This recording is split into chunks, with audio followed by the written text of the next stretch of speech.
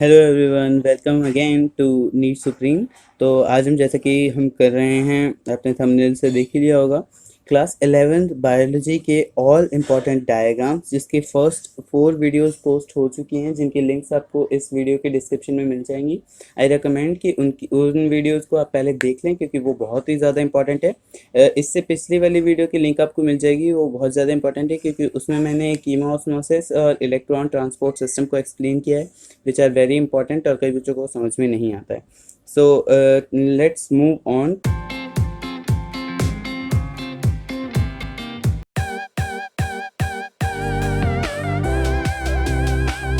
Today we are on figure 20.4। हम movement and locomotion chapter तक पहुंच चुके थे, जहां पे हम एक्टिन एंड मायोसिन के स्ट्रक्चर और उनके प्रोटीन्स और उनके डिफरेंट साइट्स और कंपोनेंट्स के बारे में बात कर चुके थे। Let's move on to figure 20.4, जहाँ पे हम बात कर रहे हैं stages in cross bridge formation, rotation of head and breaking of cross bridge. That is, ये एक साइकिल ऑफ मूवमेंट है, जिसकी वजह से हमारी मसल कॉन्ट्रैक्ट होती हैं एंड अगेन रिलैक्स होती हैं। So today we are going to study this. तो इसको हम जल्दी से कंप्लीट करेंगे। या सबसे पहले ये स्टार्ट होता है, इस स्टार्ट अगर मतलब इसमें इस साइकिल से दिया हुआ है कि हम स्टार्ट और एंड को अच्छे से एक्सप्लेन नहीं कर सकते, but we will take this part as the starting point. Alright. So यहाँ पे हमारा क्या है, मायोसिन फिलामेंट ऐसे पड़ा हुआ है। You can see the head right here, right? And there is no movement, nothing. Then when the stimulus from a nerve comes on the motor end plate on the muscle, जब कोई stimulus आता है या फिर एक stimulus देता है कोई नर्व फाइबर मसल को एट द मोटर जंक्शन, तो एटीपी रिलीज होती है। वो एटीपी जाके जो एटीपी बाइंडिंग साइट होती है मायोसिन के हेड पे, जैसे कि मैंने आपको यहाँ पे दिखाया था, this is the ATP binding site right here. तो इस एटीपी बाइंडिंग साइट से ये जो आपका एटीपी है वो बाइंड करता है। जो ये एटीपी बाइंड करता है मायोसिन हेड से, तो ये ब्रेक होता है एडीपी प्लस इनऑर्गेनिक फॉस्फेट में। जब ये दोनों ब्रेक होते हैं तो कुछ एनर्जी रिलीज होती है, जिस एनर्जी की मदद से ये जो मायोसिन का हेड है वो एक्टिन के ऊपर जाके अटैच हो जाता है right here, and cross bridge की फॉर्मेशन होती है। ये जो है वो सबसे इम्पॉर्टेंट पार्ट है, क्योंकि यहाँ से क्वेश्चन आते हैं कि the formation of cross bridge के ऊपर बहुत सारे क्वेश्चन आते हैं। देन जब ये क्रॉस ब्रिज फॉर्मेशन होती है एंड एटीपी गेट्स डिटैच्ड, यानी एडीपी प्लस इनऑर्गेनिक फॉस्फेट जो हमारे पास बन गया था वो यहाँ से चले जाते हैं। जब ये चले जाते हैं तो इसके पास कोई एनर्जी नहीं बचती है। अगेन ये थोड़ा सा अपनी तरफ कॉन्ट्रैक्ट करता है जब एडीपी रिलीज होती है, एंड दोबारा से ब्रेक हो जाता है। Then this cycle again continues. अगर हमारे पास नेक्स्ट स्टिमुलस आया तो अगेन एटीपी आती है एंड अगेन ये जुड़ता है, एटीपी ब्रेक होती है, क्रॉस ब्रिज फॉर्मेशन होती है, कॉन्ट्रैक्शन होती है और एटीपी जो है वो रिलीज हो जाती है। नेक्स्ट डायग्राम की ओर चलते हैं। Next diagram is from locomotion and movement, figure 20.6। ये चैप्टर सेम है but this is a whole different part. जहाँ वो सारे पार्ट हम पढ़ रहे थे मसल्स के बारे में, यही ये है बोन्स के बारे में, जो कि फर्स्ट डायग्राम है बोन्स वाले में। तो this is the diagrammatic view of human school. इसमें जितनी भी हमारी बोन्स हैं स्कल में, वो मैक्सिमम इसमें दिखाई गई हैं, और सारी बोन्स हैं यहाँ पे जिनके ऊपर क्वेश्चंस आ सकते हैं। ठीक है, तो इन सबको आपको याद करना बहुत ज़्यादा इंपॉर्टेंट है। एक इंपॉर्टेंट चीज़ जो मैं बता सकता हूँ, दैट इज़ हमारे ऊपर वाले जो लिप बोन होती है, that is maxilla and lower is mandible. Next is hyoid bone, this is the only bone which is not attached to any other bone in the skull, एंड ये जो है हमारे टंग को सपोर्ट करती है। हमारी टंग को हमारे माउथ में प्लेस करने के लिए हायोइड बोन इंपॉर्टेंट होती है। Next we have lacrimal bone, जिसके ऊपर जो है वो लैक्रिमल ग्लैंड होता है, which is the tear producing gland. And ये हमारे frontal bone, parietal bone, temporal bone and occipital bone, ये 4 बोन्स ऐसी हैं। एक्चुअली ये 4 नहीं होती, जो पेराइटल, टेम्पोरल और ऑसिपिटल है ये 2-2 होती हैं। तो ये जो बोन्स हैं वो हमारी कंस्टिट्यूट करती हैं क्रेनियल बोन्स होती हैं, और ये जो है हमारे ब्रेन को प्रोटेक्ट करती हैं। ऑलराइट, सो नेक्स्ट डायग्राम की ओर चलते हैं। This is the vertebral column from right ventral view, right.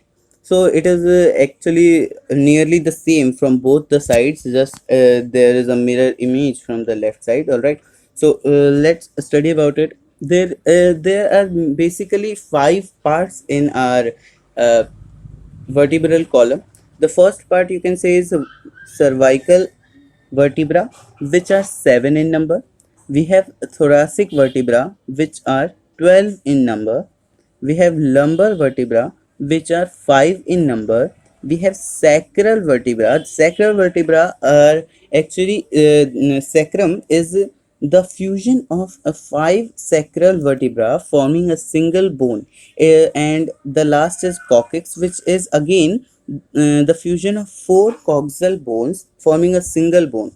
Coccyx is basically the remnant of our tail, the post anal tail. This is इसे और कहते हैं वेस्टिजियल ऑर्गन, क्योंकि ये ऑर्गन जो है हम जो हमारे एंसेस्टर्स थे उनमें होता था as a post anal tail, but it is only as a coccyx in humans, right. So आप इन नंबर्स को नोट कर सकते हैं, स्क्रीनशॉट ले सकते हैं। That is 7, 12, 5, 5, 4। Right, next we have ribs and rib cage. Ribs and rib cage से वैसे ज़्यादा क्वेश्चन नहीं आते हैं, मेन क्वेश्चंस आते हैं false ribs and floating ribs से। इससे स्टर्नम जो है ये एक बोन है जो कि हमारे वेंट्रल साइड पे होती है, एक बोन जो कि हमारे लंग्स को प्रोटेक्ट करने में हेल्प करती है। This is a tie shaped और dagger shaped bone, as you can see here. We have 12 pairs of ribs, out of which 7 are called true ribs. They are called true ribs क्योंकि वो पीछे हमारे vertebral column से होते हुए आगे sternum में directly join होती है with the help of these. You can see here we have these. We can see here there are ligaments right here. So the 7 pair of bones directly attached from the vertebral column to the sternum with the help of ligaments. all right, उसके बाद जो हमारे तीन ribs होती है 8th, 9th and 10th, ये ribs जो हैं इन्हें कहते हैं फॉल्स रिब्स, क्योंकि दे directly do not attach from the vertebral column to the sternum. ये वर्टिब्रल कॉलम से अराइज तो होती है, लेकिन आगे आके ये डायरेक्टली स्टर्नम से नहीं ज्वाइन होती है। Sternum is a little short, तो ये जो है लिगामेंट्स की मदद से जो है पहले 7th रिब से ज्वाइन होती है। As you can see here, ये 8th वाला जो है 7th से ज्वाइन हो रहा है, 9th भी एंड 10th भी। सो ये पहले 7th रिब से ज्वाइन होते हैं and the 7th rib takes them to the sternum. जो 7th रिब है ये इन सबको अपने साथ ज्वाइन करके देन स्टर्नम में जाता है। एंड लास्ट हमारे 2 पेयर बचते हैं फ्लोटिंग रिब्स के, 11th एंड 12th। इन्हें फ्लोटिंग इसलिए कहते हैं क्योंकि ये स्टर्नम से जुड़ते ही नहीं है, दे आर बेसिकली फ्लोटिंग। ये पीछे वर्टिब्रल कॉलम से तो आते हैं बट आगे आके स्टर्नम से नहीं जुड़ते हैं, so they look like they are floating. लेकिन फ्लोटिंग रिब्स का भी इंपॉर्टेंस है, क्योंकि फ्लोटिंग रिब्स जो है हमारे वाइटल ऑर्गन्स को प्रोटेक्ट करता है। सारे रिब्स मिला के वैसे तो हमारे जो लंग्स है और हार्ट है उनको प्रोटेक्ट करता है। नीचे के फॉल्स रिब्स और फ्लोटिंग रिब्स कुछ नीचे तक जाते हैं, यानी कि हमारे लिवर वगैरह को प्रोटेक्ट करते हैं। और जो फ्लोटिंग रिब्स है ये बेसिकली हमारी किडनी को प्रोटेक्ट करने के लिए बने होते हैं। Alright, so next important diagram is right pectoral girdle upper arm and right pelvic girdle, that is lower limb bone. So we have to study this. Here do we have all the bones in our right hand. Actually the left hand and shoulder has the same bones and numbers of bones, so we are studying basically from the right hand side. So this is clavicle, a single long bone on our shoulder. You can feel it, आप touch करेंगे shoulder को अपने गले के पास तो वहाँ पे feel होगा ये। This is also called collar bone और नेक बोन और ब्यूटी बोन। ऑलराइट, नेक्स्ट हमारे पास है scapula. Scapula is a triangular bone जो कि आप अपने बैक के साइड फील कर सकते हैं, या अगर आपने कभी मतलब हाथ उठाएं या फिर अपने शोल्डर्स को मूव करें तो you can feel a triangular bone on your back side on either on the lower end of either shoulders. ठीक है, उसके बाद आपका आता है ह्यूमरस। ह्यूमरस जो है that is a strong long bone जो कि आके क्लेविकल और स्कैपुला का के बने हुए पेल्विक गर्डल में आके पेक्टोरल गर्डल में आके ज्वाइन होता है. Pectoral girdle is basically a like this formed by the scapula. Scapula के अंदर एक डिप्रेशन होता है जिसके ऊपर क्लेविकल के आने से एक बॉल एंड सॉकेट जॉइंट के लिए जो एक डिप्रेशन बनना होता है वो बन जाता है और उसके अंदर ह्यूमरस का हेड आके फिट हो जाता है जिससे ये एक बॉल एंड सॉकेट जॉइंट बन जाता है. ऑलराइट. ह्यूमरस के बाद आता है रेडियस एंड अल्ना. जो हमारा अल्ना है वो वीकर बोन है और अल्ना ही है जो रेडियस से डायरेक्टली अटैच होता है. Next we have carpals, metacarpus and phalanges. Carpals are 8, metacarpals are 5 and phalanges are 14. Right.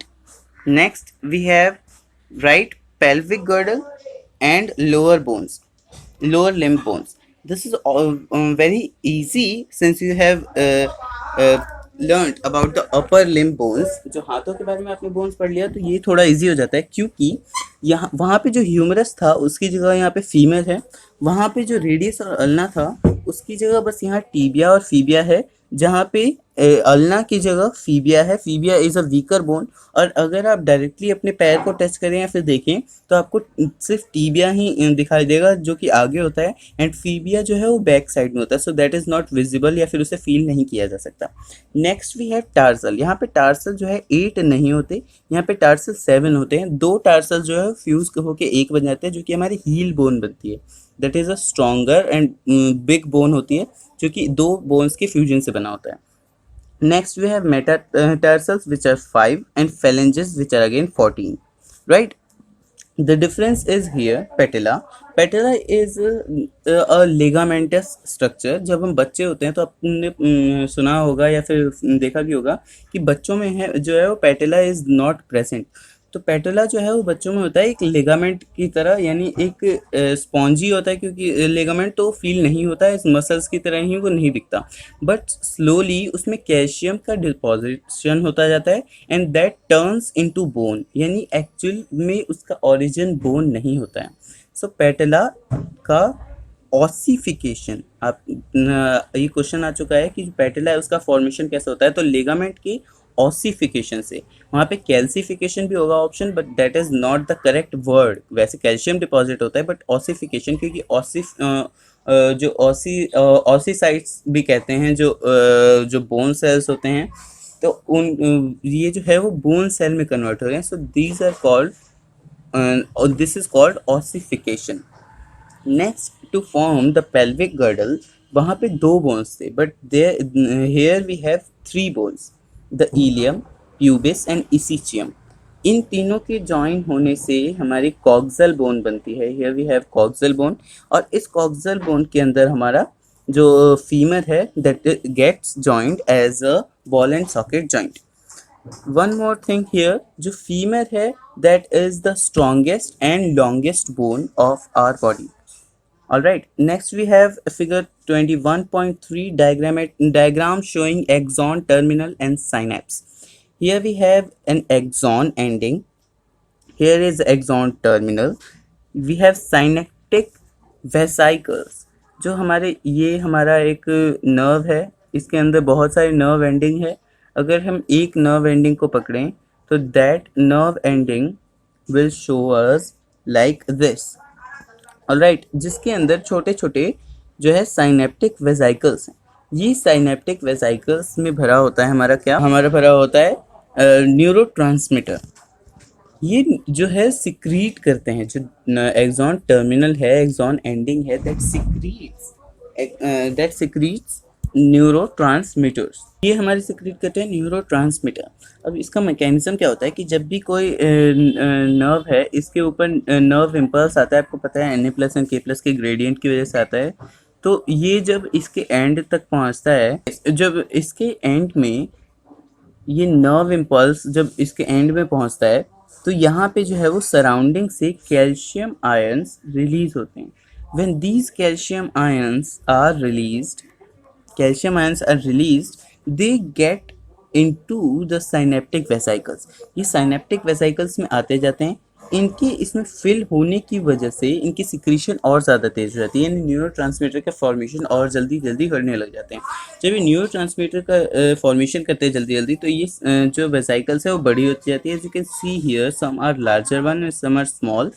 जब ये बहुत बड़े हो जाते हैं एंड धीरे धीरे साइनेप्टिक क्लेफ्ट यानी वो space between the two axon या फिर एक्सॉन एंड डेंड्राइट के बीच का जो स्पेस होता है that is called synaptic cleft.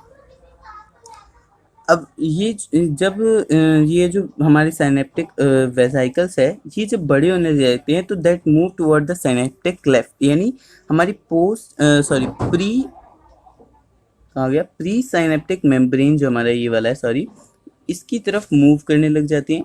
और इसकी तरफ मूव करते करते अल्टीमेटली दे बर्स्ट होने के बाद ये सारे के सारे अपने जो न्यूरो ट्रांसमीटर है दैट गेट रिलीज्ड। ये रिलीज होने के बाद साइनेप्टिक क्लेफ्ट में आ जाते हैं एंड जो रिसेप्टर प्रेजेंट होता है नेक्स्ट न्यूरॉन के डेंड्राइट पे उसके ऊपर ये अटैच हो जाते हैं। आपको पता है कि मोस्टली हम जो पढ़ते हैं वो पढ़ते हैं एसिटाइल कोलिन के बारे में।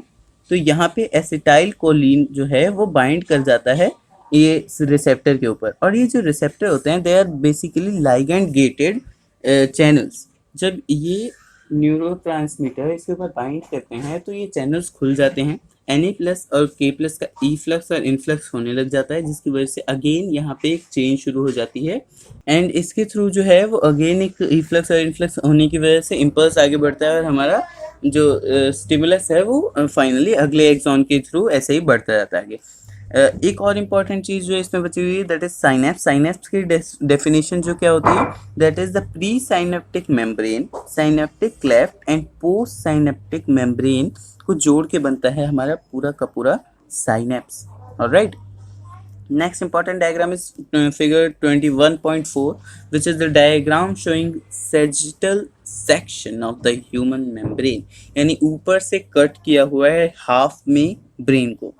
So we can see here the midbrain, hindbrain and the forebrain. The forebrain is mostly constituted of the cerebrum.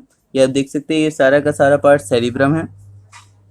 उसके बाद we have corpus callosum. Corpus callosum जो है एक नर्व्स का ढेर टाइप होता है या फिर एक टाइट जंक्शन टाइप होता है जिससे जो कि राइट और लेफ्ट सेरिब्रल हेमिस्फेयर्स को जॉइन करता है और सिग्नल्स को ट्रांसपोर्ट करने में या फिर एक्सचेंज करने में हेल्प करता है।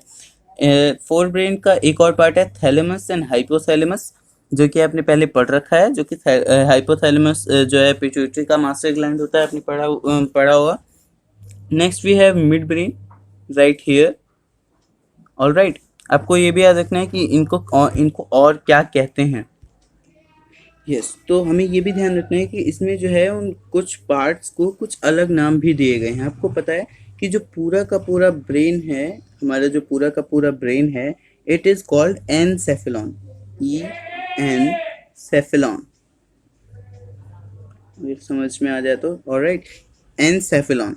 Next we have our forebrain. Forebrain is also called prosencephalon. Prosencephalon. All right, prosencephalon. Next we have our cerebrum. Cerebrum जो है उसका अलग नाम दिया गया है, that is called telencephalon. Telencephalon.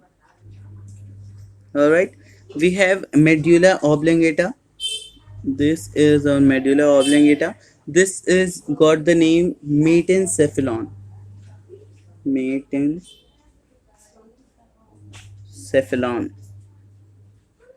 All right, next midbrain. Mid जो है उसके लिए अलग नाम दिया गया। दिस इज़ वेरी इंपॉर्टेंट, इसको याद रखना बहुत ज़्यादा इंपॉर्टेंट है। आप वीडियो में बैक जाइए, जिसे लिख लीजिए। Alright, mid brain is called mesencephalon.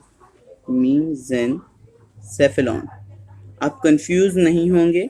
The medulla oblongata is called metencephalon. T is here and midbrain is called mesencephalon. All right, इनके फंक्शंस भी मैं कुछ यहाँ पे बता दूं, जैसे the pons varoli. Here we have pons varoli, complete name pons varoli has the function of involuntary actions like respiratory center is here. Next we have medulla oblongata. It also has the respiratory and cardiac center in it. We have the cerebral aqueduct, also called the cerebral hemisphere because it is cut in half. It has a leaf like or tree like structure right here. You can see it is also called arbori vitae or tree of life because it has the structure like that. The cerebrum has the function of voluntary action like thinking, speaking, sitting. जो भी हम ऐसे काम करते हैं जो कि हम सोच समझ के करते हैं, सोचने का काम वो सारा सेरिब्रम में है. इंटेलिजेंस, मेमोरी, तो सारा का सारा सेरिब्रम में है. Alright. Next diagram is figure 21.6. This is eye. As the simple diagram you know that it is vitreous humor, aqueous humor. मैं इंपॉर्टेंट चीज़ें ही बता रहा हूँ, सिर्फ सारी चीज़ें नहीं बता रहा. यहाँ पे इंपॉर्टेंट जो है this is fovea centralis. You can write here fovea centralis. Fovea centralis के अंदर जो है होता है yellow spot right here.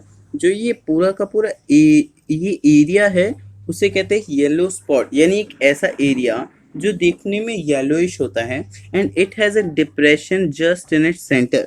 Right, just in its centre which is called the fovea centralis. Yellow spot एक ऐसा एरिया है जहाँ पे मैक्सिमम रोड्स और कॉन्स, यानी कि जो हमारे लाइट रिसेप्टर सेल हैं मैक्सिमम यहीं पे होते हैं, जिसकी वजह से आप ये भी देख सकते हैं कि ये लेंस के बिल्कुल सामने है, यानी यही वो जगह है जहाँ पे हम मैक्सिमम रेजोल्यूशन देखते हैं किसी भी इमेज की.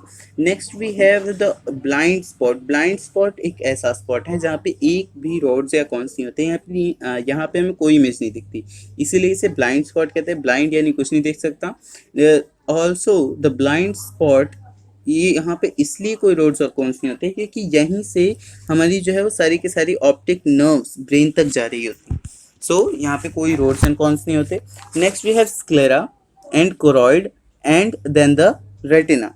Red one is the retina. We also have to take in account कि जो स्क्लेरा है वही आगे जाके आप ध्यान से देखेंगे तो that is cornea in front. दो और इम्पॉर्टेंट बातें रह गई हैं कि जब हम आई ट्रांसप्लांट की बात करते हैं तो the whole eyeball is not transplanted, only the cornea is transplanted, क्योंकि वो एक ऐसा पार्ट होता है जो कि बॉडी से डायरेक्टली, ये दूसरी इंपॉर्टेंट बात है कि कॉर्निया एक ऐसा पार्ट है जो कि बॉडी से डायरेक्टली ऑक्सीजन नहीं लेता है. ये जो है बाहर के एनवायरनमेंट से ऑक्सीजन एब्जॉर्ब कर सकता है, यानी ह्यूमन बॉडी का एकमात्र ऐसा बॉडी पार्ट जो कि ब्लड से ऑक्सीजन लेने के बजाय एनवायरनमेंट से डायरेक्टली ऑक्सीजन एब्जॉर्ब करता है. This is very important, note कर लें. Next we have ear. Ear में सबसे ज़्यादा इंपॉर्टेंट है malleus, incus and stapes in and this oval window right here. ये इंपॉर्टेंट है कि stapes is the smallest bone in our body, आपको पता ही होगा. ये कॉक्लिया जो है, cochlea and cochlear nerve are important क्योंकि यही एक वो पार्ट है जिसमें पेरी लिम्फ और एंडोलिम्फ भरा होता है, जिसकी मूवमेंट की वजह से टेक्टोरल मेम्ब्रेन जो है वो मूव होती है, जिसकी वजह से हमें सुनाई देता है. एंड कॉक्लियर नर्व जो है वो जो हम सुनते हैं उसका इम्पल्स या फिर सिग्नल लेके ब्रेन तक जाता है जो कि उसे प्रोसेस करके हमें सुनाई देता है. पिना में कुछ खास नहीं है. पिना is an external organ type है जिसकी वजह से ये इसका जो स्पेशल स्ट्रक्चर इसलिए होता है ताकि मैक्सिमम साउंड वेव्स हमारे कान के अंदर आ सके. एक्सटर्नल ऑडिटरी कैनाल और auditory meatus is just a tube like structure. Tympanic membrane है वो इम्पॉर्टेंट है क्योंकि इससे डायरेक्ट मेलिया से अटैच होता है. एक और इम्पॉर्टेंट बात हम देख सकते हैं कि जो मिड ब्रेन है यहाँ से स्टेशन ट्यूब जाती है जो कि हमारे फेरिंग्स में ओपन होती है. ये इसलिए इम्पॉर्टेंट है क्योंकि जो फेरिंग्स है, जो स्टेशन ट्यूब है, ये हेल्प करता है मिडल ईयर में हमारा प्रेशर को इक्वल रखने के लिए बाहर के प्रेशर से, ताकि हमारा मिडिल ईयर जो है वो ज़्यादा कॉन्ट्रैक्शन या ज़्यादा एक्सपर्शन की वजह से फट ना जाए. Alright. Next diagram is the diagrammatic representation of sectional view of cochlea. यहाँ पे क्या होता है कि ये जो स्केला वेस्टिबुलाई और स्केला टिम्फेनी है, यहाँ पे भरा होता है हमारा एंडोलिम्फ और स्केला मीडिया के थ्रू जो है वो एक दूसरे से एक्सचेंज हो रहा होता है. जो हमारा आप यहाँ देख सकते हैं, ये जो हमारा टिम्फेनिक मेम्ब्रेन है, बाहर से आवाज़ आने की वजह से ये वाइब्रेट करता है। इसके वाइब्रेशन की वजह से जो हमारा Méliès, incus and steps vibrate होते हैं। इसकी वजह से ओवल विंडो में जो हमारी वाइब्रेशन जाती है, ओवल विंडो अंदर कॉक्लिया के अंदर सेंड कर देता है। कॉक्लिया के अंदर जो है एंडोलिम्फ भरा होता है, जिसकी मूवमेंट होती है इस सारी वाइब्रेशंस की वजह से। उस मूवमेंट की वजह से ये जो आप देख सकते हैं यहाँ पे ब्लू कलर में दिया हुआ है, ये जो है हमारा टेक्टोरल मेम्ब्रेन, ये ऊपर नीचे मूव करने लग जाता है। ये जब मूव करते करते नीचे, ये जो आप देख सकते हैं बेसिलर मेम्ब्रेन है, इसके ऊपर हेयर लाइक स्ट्रक्चर है। ये एक्चुअली सेंसरी हेयर्स हैं। जब ये टेक्टोरल मेम्ब्रेन इनके ऊपर टच होता है, तब ये एक इम्पल्स जनरेट करते हैं, जो कि हमारे कॉक्लियर नर्व के थ्रू होते हुए ब्रेन तक जाती है। ये डिपेंड करता है कि आवाज़ कैसी है, उसी के हिसाब से वाइब्रेशन पैदा होंगी, एंड टेक्टोरल मेम्ब्रेन की जो मूवमेंट है वो उतनी ही विगरस या फिर कम होगी। Regional membrane is the membrane जो कि स्केला वेस्टिबुलाई को जो है बाकी से अलग करती है। बेसिलर मेम्ब्रेन जो है वो स्केला टेम्फेनी को बाकियों से अलग करती है।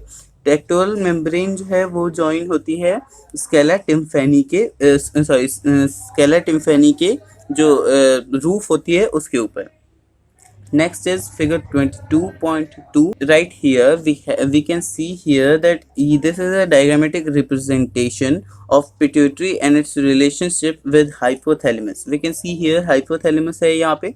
हाइपोथैलेमस में से जो है हाइपोथैलेमिक न्यूरॉन्स निकल रहे हैं। इसका मतलब हाइपोथैलेमस जो है अपनी सारी की सारी सिक्रेशन थ्रू न्यूरॉन्स देता है, ना कि कोई डक्ट सिस्टम, क्योंकि ये जो है ब्लड से नहीं पास करता है। हियर वी कैन सी कि जो हमारा एंटीरियर पिट्यूटरी है, यानी एडिनो हाइपोफाइसिस, नाम भी याद रखनी जरूरी है। And posterior pituitary is neuro hypophysis. इससे ये भी याद रख सकते हैं कि जिसमें न्यूरॉन आ रहा है directly, that is neuro hypophysis, और जिसमें न्यूरॉन डायरेक्टली नहीं आ रहा है, this is connected by portal circulation, यानी पोर्टल सर्कुलेटरी सिस्टम, यानी एक ऐसा ब्लड वेसल्स का सिस्टम जो कि दो ऑर्गन्स के बीच में ही ब्लड ले जाता है बिना हार्ट तक एक बार भी गए।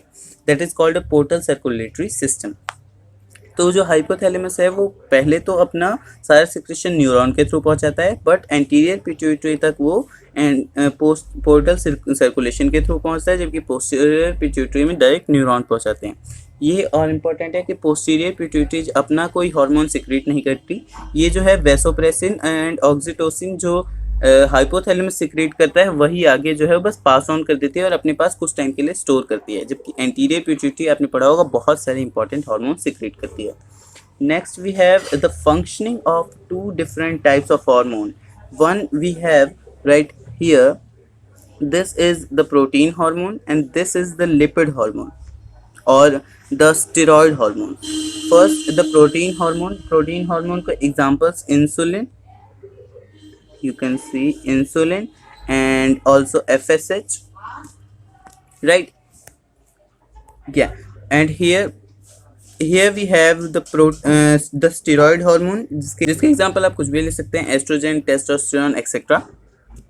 तो हम सबसे पहले प्रोटीन हार्मोन का देखते हैं। तो प्रोटीन हार्मोन क्या होता है, वो सेल के अंदर डायरेक्टली नहीं जाता है, ये जो है वो सेल के पास आता है। The cell does not allow it to go inside. ऐसा इसलिए होता है क्योंकि जो हमारा सेल मेम्ब्रेन है, that is a lipid bilayer, आपने पढ़ा होगा। तो लिपिड जो है वो प्रोटीन को डायरेक्टली अपने अंदर ऐसे पास नहीं होने देगा। और हार्मोन जो है वो इतने तो साइज़ के होते ही हैं, भले ही स्मॉल मॉलिक्यूलर साइज़ होता है इनका, लेकिन इतने साइज़ के होते हैं कि ये डायरेक्टली लिपिड के बीच में से ना जा सके। तो जो मेम्ब्रेन होती है किसी भी सेल की, उसके ऊपर कुछ एक्स्ट्रा सेलुलर रिसेप्टर लगे होते हैं, लेकिन सेल के बाहर की तरफ प्रोट्रूड करते हुए, ये जो है वो उस हार्मोन को अपने से अटैच करते हैं और उसको रीड करते हैं। उसके हिसाब से अलग अलग हार्मोन के हिसाब से एक रिस्पॉन्स क्रिएट करते हैं। उस रिस्पॉन्स से कुछ और मैसेंजर जनरेट होते हैं। आप इसे रिस्पॉन्स 2 कह सकते हैं या फिर एक मैसेंजर कह सकते हैं, जो कि आगे जाके सेल के अंदर बायोकेमिकल रिस्पॉन्स क्रिएट करते हैं। यानी कि हमारा जो हार्मोन था that rest on the membrane, वो सेल के अंदर नहीं आता है बट अपना फंक्शन पूरा कर लेता है। वहीं अगर हम लिपिड या फिर स्टेरॉयड हार्मोन की बात करें, तो वो जो है वो क्योंकि लिपिड सॉल्यूबल होता है, तो वो लिपिड बाइलेयर यानी हमारे सेल मेम्ब्रेन को क्रॉस करता हुआ सेल के अंदर डायरेक्टली आ जाता है, यहाँ तक कि न्यूक्लियस के अंदर जाता है, हमारे जीनोम को डायरेक्टली अफेक्ट करता है। As you can see here, ये सेल मेम्ब्रेन को क्रॉस करता है, उसके बाद न्यूक्लियर मेम्ब्रेन को क्रॉस करता है, एंड हमारे जीनोम यानी आरएनए, एमआरएनए, डीएनए जो है उनको अफेक्ट करता है, उनको चेंज करता है अपने हिसाब से जो फंक्शन इसको कराना है। एंड वो एक्चुअली ये यहाँ पे नहीं है, हार्मोन रिसेप्टर कॉम्प्लेक्स ये यहाँ पे आप लगा सकते हैं, एमआरएनए के अंदर कुछ चेंजेस करता है जिसकी वजह से कुछ स्पेसिफिक प्रोटीन बनता है। एंड आपको पता है कि हर चीज़ जो है हमारे जीनोम से ही जो है वो कंट्रोल होती है। सो इसने हमारे जीनोम में जो चेंज किया है, आप देख सकते हैं जीनोम, तो उसमें चेंज करने की वजह से कुछ फिजियोलॉजिकल रिस्पॉन्स क्रिएट होता है। सो यहाँ हम पहुँच गए हैं एंड तक, फिगर 22.5 यानी हमारे 22nd चैप्टर का जो है लास्ट हमारा ये फिगर है। एंड यही हमारे सारे की सारी सीरीज़ ख़त्म होती है इंपॉर्टेंट डायग्राम्स की। हमने यहाँ से शुरू किया था। मैं रिकैप दे देता हूँ सारे इंपॉर्टेंट डायग्राम्स का, अगर आप एक बार देखना चाहें तो। बट इन सबका एक्सप्लेनेशन प्रीवियस वीडियोस में है, जिसकी प्लेलिस्ट की लिंक भी मैं इस वीडियो की डिस्क्रिप्शन में डाल दूँगा, so you can watch that also. And thank you for today. Please subscribe my channel अगर आपको ये वीडियो अच्छी लगे। एंड आगे मैं क्लास 12 की भी वीडियोस डालने वाला हूँ। Thank you.